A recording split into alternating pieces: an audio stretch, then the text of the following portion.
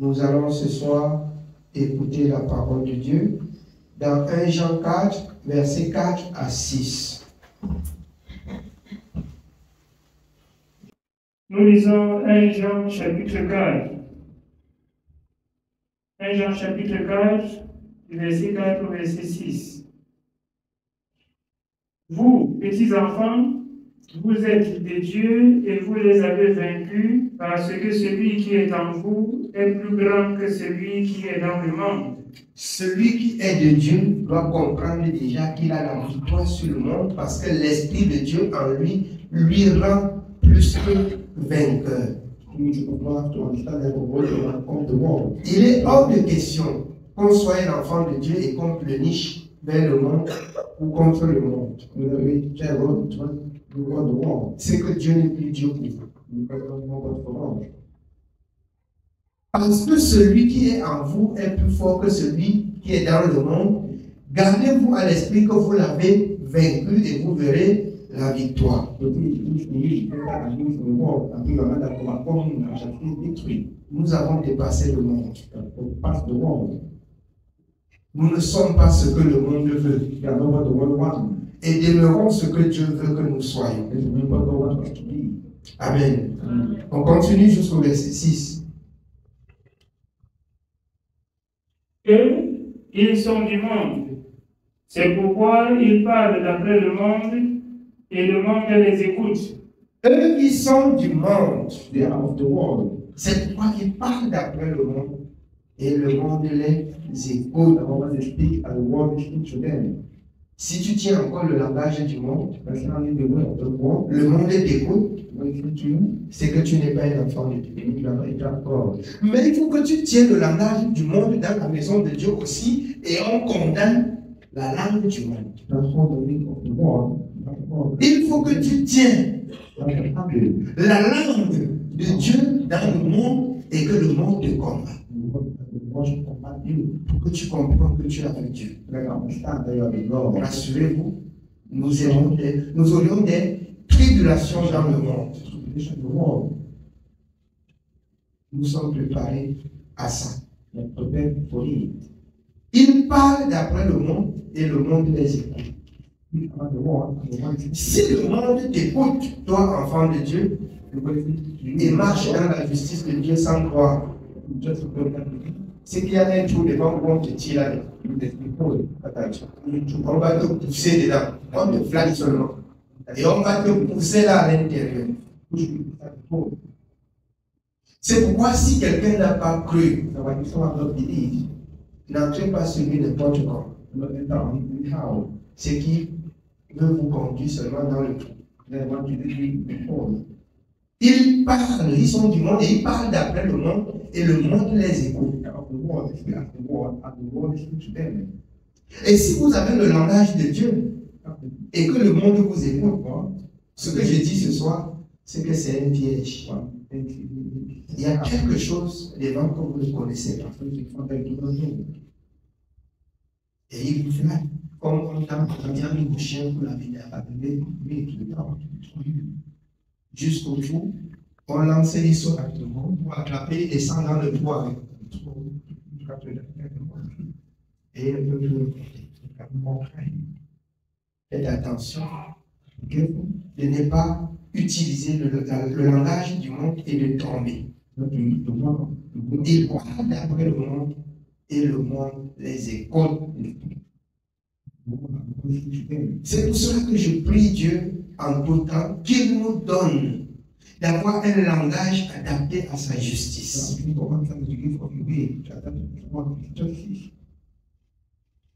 Que nous ayons ce langage adapté à la justice de Dieu. Qu'on réfléchit avant de parler. Qu'on rentre dans la pensée de Dieu avant de prononcer une parole. Là, nous pouvons rester à l'abri du danger. Oui, bien aimé, on continue. Continuons au verset 6. Nous sommes de Dieu. Celui qui connaît Dieu nous écoute. comment celui qui connaît Dieu peut nous écouter? Nous sommes de Dieu. Celui qui connaît Dieu nous écoute. Si celui qui ne connaît pas Dieu ne nous écoute, c'est que c'est un problème. S'il ne nous écoute pas, c'est que nous sommes sur la voie. Mais s'il nous écoute, qu'on fasse attention, c'est qu'il y a problème. Amen. Celui qui connaît Dieu nous écoute. Jésus dit dans Jean 8, à partir du verset 12, nous prenons Jean 8, à partir du 12e verset.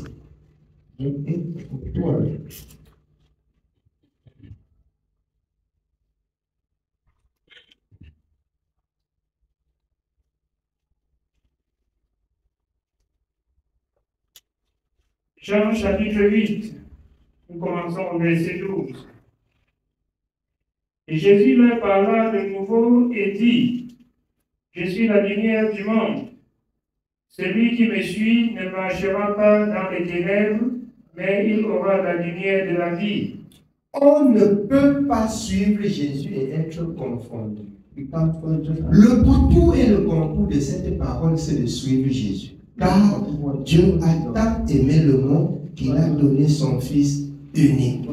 Jésus dit ici, si quelqu'un le suit, il ne peut pas marcher dans les ténèbres. Il ne peut pas marcher dans les ténèbres. Jésus n'a jamais conduit vers les ténèbres, mais à la lumière. Tout ce qui était ténèbres, Jésus a dévoilé sur la terre. Si quelqu'un le suit, il ne marchera jamais dans les ténèbres. Si les ténèbres t'envahissent, c'est que tu as laissé Jésus pour suivre une autre personne. C'est que tu as laissé Jésus pour suivre une autre personne. Jusqu'à ce que tu retournes pour prendre le chemin que Jésus lui-même a emprunté. Et il a dit, je suis le chemin, la vérité et la vie. Si quelqu'un le suit, il ne marchera jamais dans les ténèbres. Jamais. Je voudrais exhorter le peuple de Dieu ici à ne plus se plaindre. À ne plus se plaindre. À un moment donné, il faut la chicote, quelqu'un se plaint, on tape sur sa bouche. Il reste tranquille et qu'il réfléchit sur sa vie. Qu'il reste tranquille et qu'il réfléchit sur sa vie. Jésus n'a jamais conduit dans les ténèbres. Mais ce sont nos œuvres qui nous ramènent dans les ténèbres et nous empêchent de suivre Jésus. Nous-mêmes là, quand ça ne va pas là, c'est que le problème c'est il faut qu'on réfléchisse. Jésus n'a jamais conduit dans les ténèbres. Et si tu dis que tu es un enfant de Dieu, et que c'est Jésus qui te conduit, et que tu te plais encore, c'est que quelqu'un, celui qui te conduit, tu ne le connais pas. Amen. Oui, bien, mais on continue. Nous continuons au verset 13. Là-dessus, les pharisiens lui disent, tu rends témoignage de toi-même. Ton témoignage n'est pas vrai. Tu rends témoignage de toi-même. Tu dis que si quelqu'un te suit, il ne peut pas marcher dans les ténèbres. Là, tu rends témoignage de toi-même. Écoutez la réponse de Jésus. Et Jésus leur répondit, quoi que je rende témoignage de moi-même, mon témoignage est vrai, car je sais d'où je suis venu et où je vais. Mais vous ne savez d'où je viens ni où je vais. Si tu es un enfant de Dieu, tu ne sais pas là d'où tu sors, ni là d'où tu vas. C'est que tu es perdu dans le monde. Je sors du monde. Je sors du péché. J'étais un pécheur par excellence. Jésus m'a pardonné. Et je sais là d'où je vais. C'est pourquoi je hais maintenant le péché. Parce que je sais où je vais. Là où je pars là, Le péché n'entre pas là-bas. Le péché n'entre pas là-bas. Si tu ne sais pas où tu sors, ni où tu vas, c'est qu'il y a problème. C'est qu'il y a problème. Je parle ici à ceux qui pêchent à dos et à travers. Je parle ici à ceux qui se repentent chaque jour. Que Dieu nous fasse grâce. Parce que celui seul qui connaît quand il a pardonné, quand il n'a pas pardonné. Sinon, cette parole s'accomplira pour vous. Il dit, le 3 ou le 4 qui marcheront, il va enlever 2, il va enlever 1, et le reste par où? Le reste, ce sont ceux-là qui ne savent où ils sont, ni où ils partent. Il faut que tu connaisses où tu sors et où tu pars. Là, tu vas arriver. Là, tu ne vas plus retourner. Parce que là où tu sors, c'est mauvais. Là où tu pars, c'est bien. Si tu connais ceci, tu vas plus retourner. Amen. Oui, bien dit. Vous jugez selon la chair. Moi, je ne juge personne. Et si je juge, mon jugement est vrai, car je ne suis pas seul. Mais le Père qui m'a envoyé est avec moi. Il est écrit dans votre loi que le témoignage des 2 hommes est vrai. Amen. Je rappelle ici au peuple de Dieu. Si tu parles de Dieu selon la parole de Dieu, c'est que tu rends témoignage à la vérité de Dieu. Et que toi, avec Dieu, vous êtes 2 personnes. Et que le témoignage de 2 personnes, selon la vérité, est vrai. Ça suffit pour condamner. Ça suffit pour libérer aussi. Le témoignage de 2 personnes est vrai. Il dit qu'il ne rend pas témoignage de lui-même. Si tu parles de Dieu selon la parole de Dieu, c'est que tu ne parles pas de toi. Tu ne parles plus de toi, tu parles de Dieu. Tu rends témoignage de ce que Dieu a dit. Tu rends témoignage de ce que Dieu a fait. Et ça ne te concerne plus. Ça ne te concerne plus. Celui qui a parlé va défendre sa cause. Jésus. Amen. Oui, bien-aimé. Continuons au verset 18. Je rends témoignage de moi-même et le Père qui m'a envoyé rend témoignage de moi. Il lui dit donc, où est ton Père? Jésus répondit, vous ne connaissez ni moi ni mon Père. Si vous me connaissiez, vous connaîtriez aussi mon Père. Jésus dit ces paroles enseignant dans le temple, au lieu où était le trésor. Et personne ne le saisit parce que son heure n'était pas encore venue. Si quelqu'un ne connaît pas Dieu, il ne peut pas connaître le même un enfant de Dieu. Il ne peut pas accepter la parole de Dieu. C'est la vérité. Jésus dit, vous ne connaissez ni mon Père, ni moi-même. Jésus étant la parole de Dieu, si le monde ne l'accepte pas, le monde ne peut pas vous accepter. Et c'est ce qu'il a dit aux disciples. Si vous attendez que le monde vous accepte avec la parole, ou vous accepte et rejette la parole, c'est qu'il ne vous a pas accepté, c'est qu'il vise à prendre quelque chose de vous. Et quand ils auraient ce qu'ils veulent de vous, bien aimé, ils vont vous jeter comme le torchon. L'accepter peut être malmené ou entraîné par le monde. Mais c'est vous qui deviez entraîner le monde à la parole de Dieu pour avoir la victoire sur le monde. La victoire sur le monde consiste à notre résistance. Plus on résiste de faire ce que le monde aime, plus on s'approche de Dieu. Plus on résiste au monde, plus on s'approche de Dieu. Voilà comment on s'approche de Dieu. En résistant au monde, en résistant aux œuvres des ténèbres. Plus on résiste, plus on s'approche de Dieu. Plus on résiste, plus on s'approche de Dieu. Parce que quand tu résistes aujourd'hui, demain, il tourne le dos, mais demain, il revient. C'est pour ça que la parole de Dieu dit, le diable, l'adversaire, il rôde comme un lion rugissant.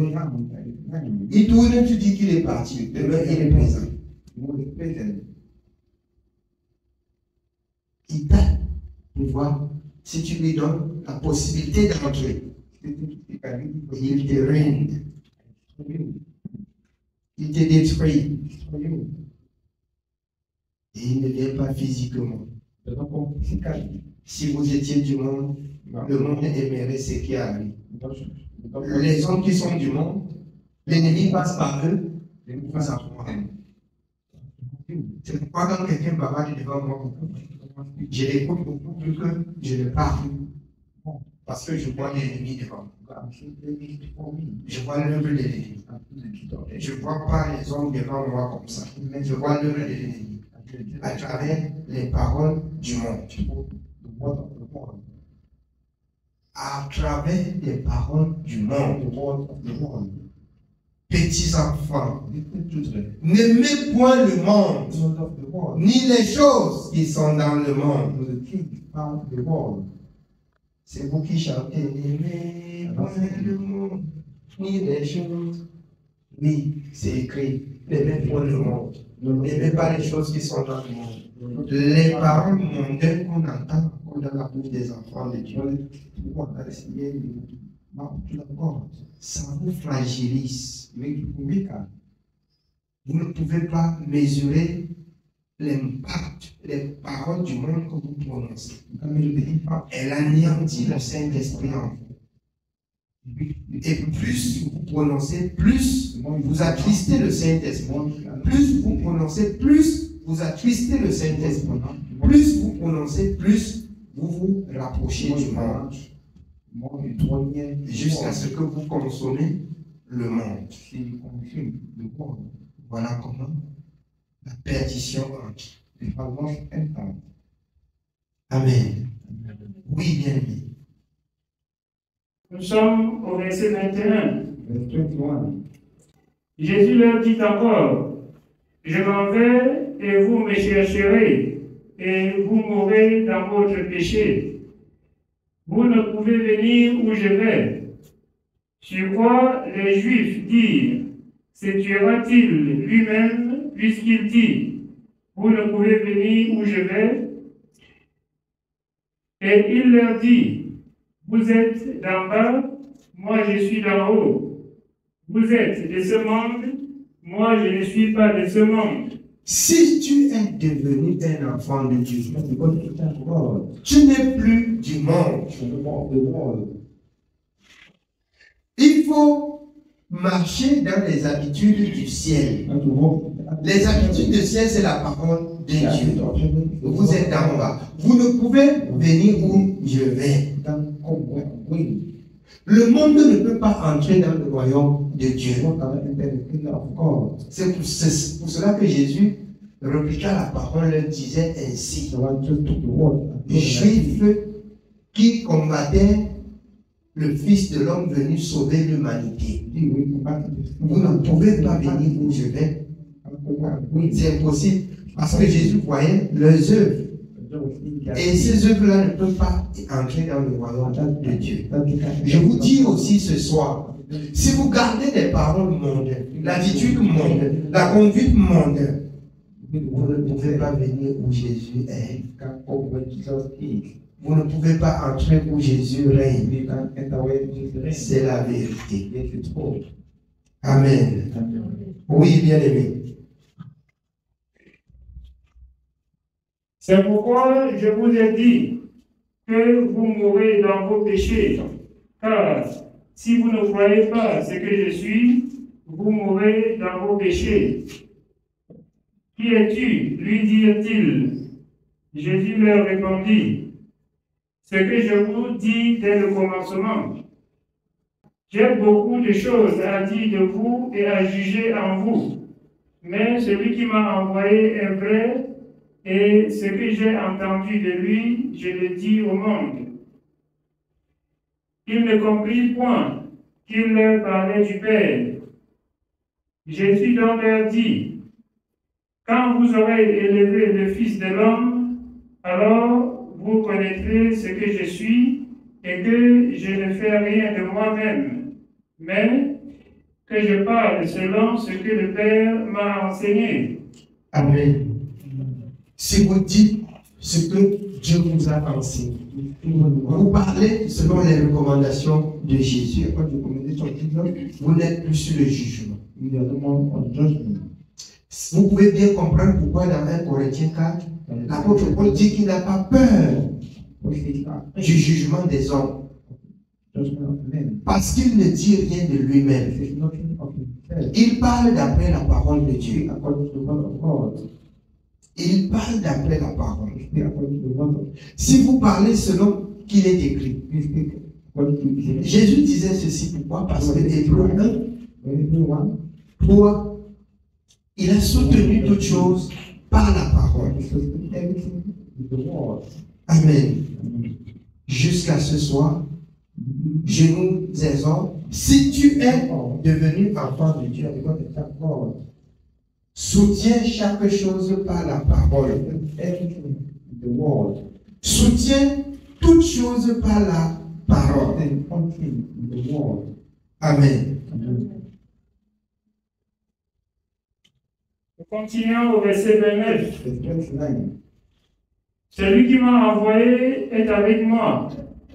Il ne m'a pas laissé seul parce que je fais toujours ce qui lui est agréable. Comme Jésus parlait ainsi, plusieurs crurent en lui. Et il dit aux Juifs qui avaient cru en lui, si vous demeurez dans ma parole, vous êtes vraiment mes disciples. Si vous demeurez dans ma parole, vous êtes vraiment mes disciples, a dit le Seigneur.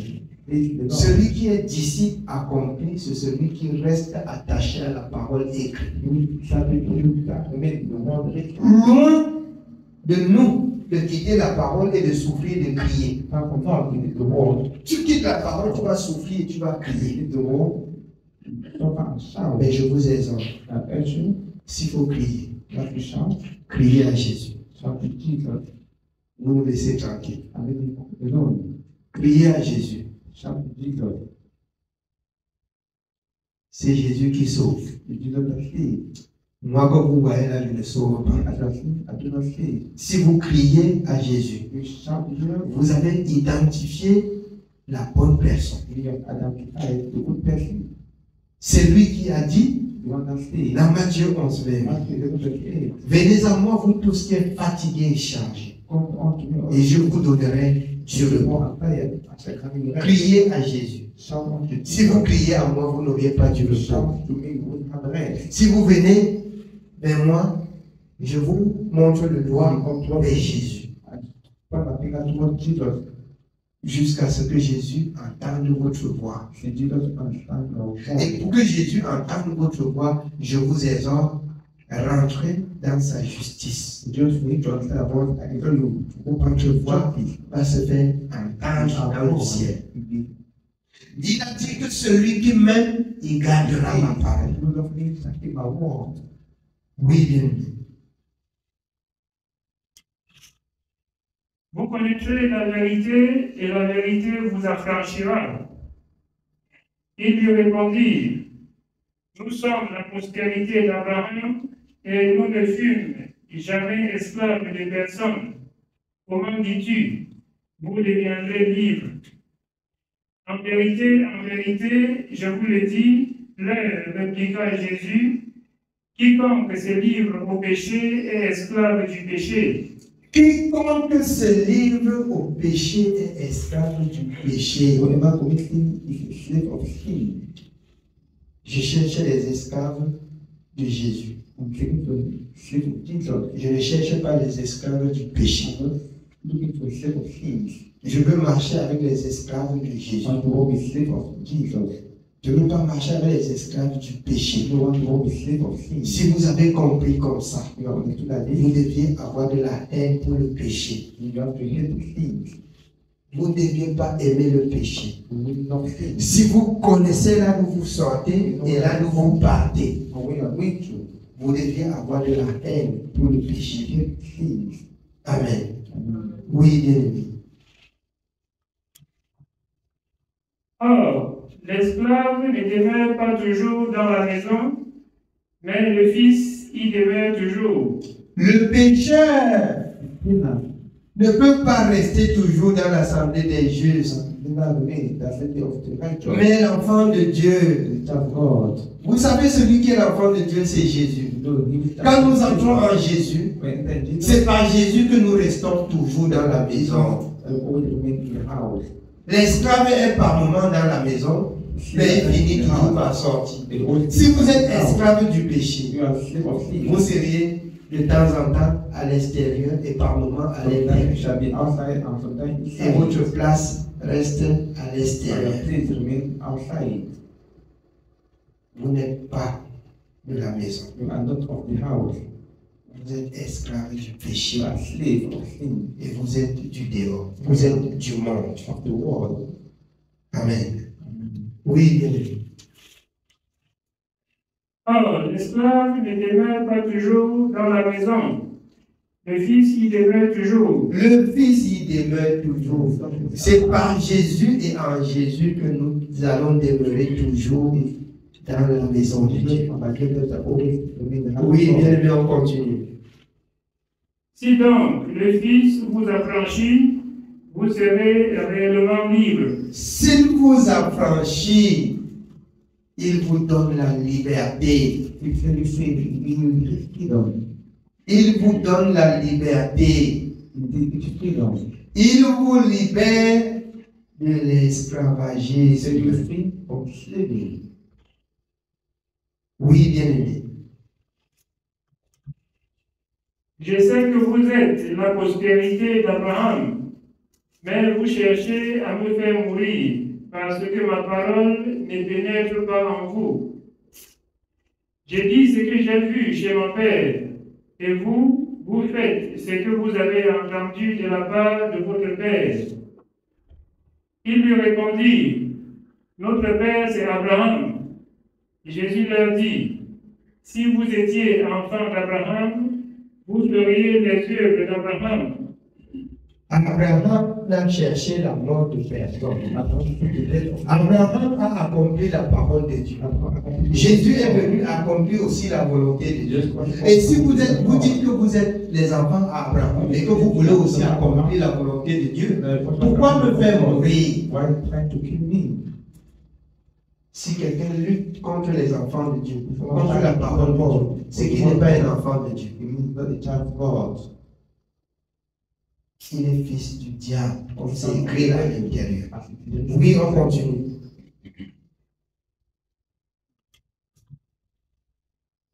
Au verset 40. Mais maintenant, vous cherchez à me faire mourir, moi qui vous ai dit la vérité que j'ai entendue de Dieu. Cela, Abraham ne l'a point fait. Vous faites les œuvres de votre père.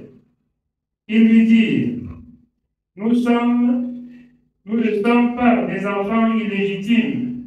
Nous avons un seul Père, Dieu. Jésus leur dit, si Dieu était votre Père, vous m'aimeriez, car c'est de Dieu que je suis sorti et que je viens. Je ne suis pas venu de moi-même, mais c'est lui qui m'a envoyé. Pourquoi ne comprenez-vous pas mon langage? Parce que vous ne pouvez écouter ma parole. Pourquoi on ne comprend pas le langage de Dieu dans la parole de Dieu? Il y a des résolutions que beaucoup parmi vous prennent, mais quand la parole de Dieu sort, on est surpris. Je nous exhorte de comprendre le langage de Dieu. Si nous nous retrouvons devant la présence de Dieu, c'est pour être enseigné. Et il faut que nous saisissons ce langage. Sinon, nous allons revenir à combattre Dieu comme comme ceux-ci ont combattu le Seigneur. Parce qu'ils ne comprenaient pas où ils partaient. Si tu ne sais pas où tu sors, où tu pars, tu vas combattre Dieu. Amen. Oui, bien. Vous avez pour père le diable. Vous avez pour père le diable et vous voulez accomplir les désirs de votre père. Il a été meurtrier dès le commencement et il ne se tient pas dans la vérité parce qu'il n'y a pas de vérité en lui. Lorsqu'il profère le mensonge, il parle de son propre fond, car il est menteur et le père du mensonge. Et moi, parce que j'ai dit la vérité, vous ne me croyez pas. Qui de vous me convaincra de péché? Si je dis la vérité, pourquoi ne me croyez-vous pas? Qui de vous me convaincra de pécher contre Dieu? Personne. No one. Personne. No one. Je ferai et je vais encore faire ce que Dieu a recommandé. Et si tu es devenu enfant de Dieu, mets-toi à l'esprit de faire ce que Dieu a dit et ce qu'il a recommandé dans toutes tes voies. Ceux qui n'aiment pas Dieu vont te combattre. Comme ils ont combattu Jésus. Oui, bien aimé. Celui qui est de Dieu écoute les paroles de Dieu. Vous n'écoutez pas parce que vous n'êtes pas de Dieu. Les Juifs lui répondirent, n'avons-nous pas raison de dire que tu es un Samaritain et que tu as un démon? Jésus répliqua, je n'ai point de démon, mais je honore mon Père et vous m'outragez. Je ne cherche point ma gloire. Il en est un qui la cherche et qui juge. En vérité, je vous le dis, si quelqu'un garde ma parole, il ne verra jamais la mort. Maintenant, lui dirent les Juifs, nous connaissons que tu as un démon. Abraham est mort, les prophètes aussi, et tu dis, si quelqu'un garde ma parole, il ne verra jamais la mort. Vous voyez comment on combat la parole de Dieu et on reste aliéné en ce qui concerne l'œuvre de Dieu. C'est comme ça, quand ton esprit combat Dieu, les choses de Dieu, tu ne peux plus comprendre. Si quelqu'un accepte cette parole, il ne verra plus la mort. C'est la vérité.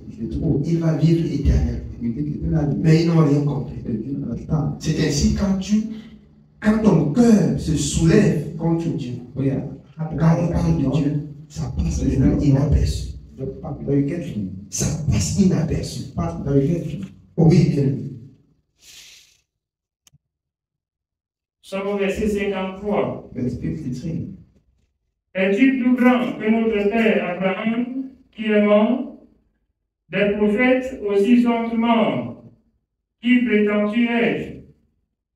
Et Jésus répondit, si je me glorifie moi-même, ma gloire n'est rien. C'est mon Père qui me glorifie, lui que vous dites être votre Dieu, et que vous ne connaissez pas. Pour moi, je le connais, et si je disais que je ne le connais pas, je serais semblable à vous, un menteur.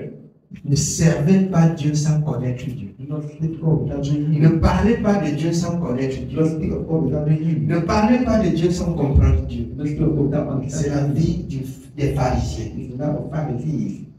S'ils connaissaient Dieu, ils ne devaient pas combattre l'homme de Dieu. Ils ne devaient pas combattre Dieu. Ils ne devaient pas combattre les envoyés de Dieu. Oui, bien aimé. Mais je le connais et je garde sa parole. Abraham, votre père, a tressailli de joie de ce qu'il verrait mon jour. Il l'a vu et il s'est réjoui.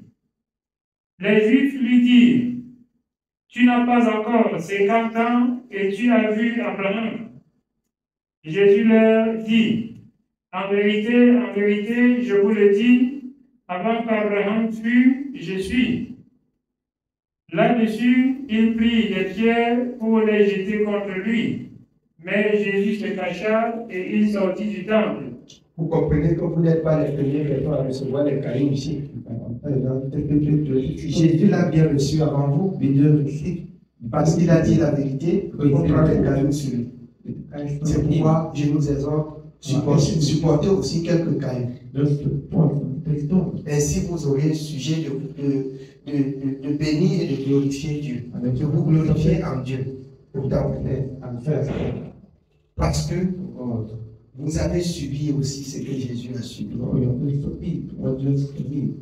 Amen. C'est le message de ce soir. Si quelqu'un n'a pas trouvé sa part dedans, qu'il passe la nuit encore à méditer sur notre chapitre. Que Dieu soit béni.